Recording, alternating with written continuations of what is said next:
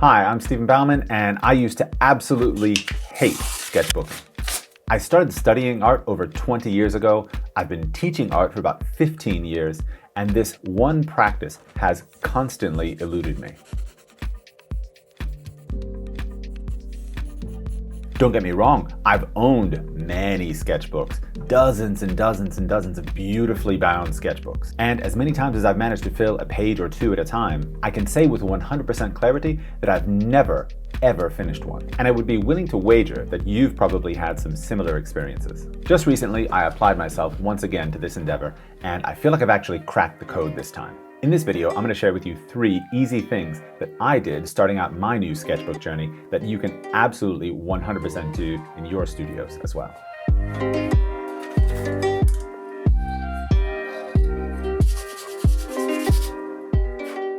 The first point I want to make is about the first roadblock you face in becoming a sketchbook artist. The fact is, it's not particularly easy to start sketchbooking. As soon as you open the book and start drawing on your first page, you're going to be met with all sorts of roadblocks. If you're a perfectionist, you're going to worry that you might not make every page absolutely beautiful.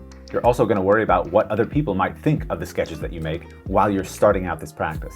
And in what is probably the worst case scenario, you might be wondering, are the pages that I draw initially going to be Instagrammable? As far as I can tell, there's not any way to completely get around or bypass these particular pain points. I can say, however, though, I've noticed the effects of them diminish with repetition. This is because they're primarily about self-confidence. Now, I can tell you personally, I have years and years of experience with not being self-confident as an artist. Even in times when I was fully trained and proficient making drawings and paintings, I could still manage to be very insecure about what other people would think about them. So, why did the effects of these pain points diminish with repetition?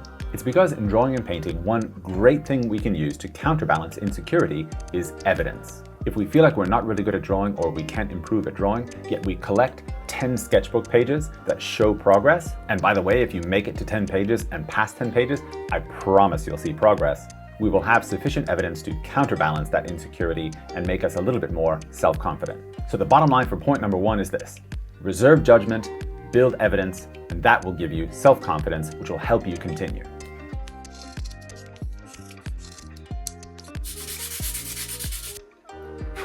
The second tip that I want to give you is an even easier one for you to apply. Find a sketchbook material and a drawing medium that you absolutely love.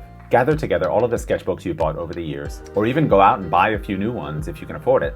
Get all of your pencils and pens together and just start running test pages. Make a mess on the first page of each sketchbook. Try to produce different effects, get a gradation, find out how well they erase, and in general, just get a feeling for the performance of the medium you're drawing with and the sketchbook together. Inevitably, in doing this experiment, you're going to find one that just feels right. And once you do that, you're set. I know it sounds like a super simple thing, and how could this possibly affect your ability to continue a challenge like sketchbooking? But I believe so much in incremental gains. If we remove enough points of friction in the process to being a sketchbook artist, we're going to slowly but surely give ourselves a better chance to succeed. Which brings me conveniently to point number 3. You need to prepare to succeed. One thing I noticed that was a massive momentum killer for me in starting out this journey was that once I finally found the time to sit down with my sketchbook, I'd just finished drinking my cappuccino, I wasn't hungry, I didn't have any responsibilities for the next couple of hours, I was totally set to make a page in my sketchbook. So I pulled out my iPad and I started browsing for an image I wanted to draw. Let's press pause right here for a second and say, I know that you're exactly like me when it comes to this.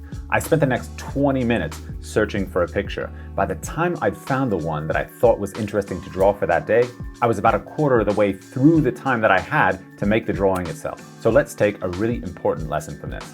Whether it's on your phone, your iPad, or your desktop, wherever you display your source image, make a curated selection of images that you're 100% sure that you want to make a drawing of. This way, when you reach that magical appointed moment when you're totally ready to draw, you're not going to be sidetracked by a process of selection.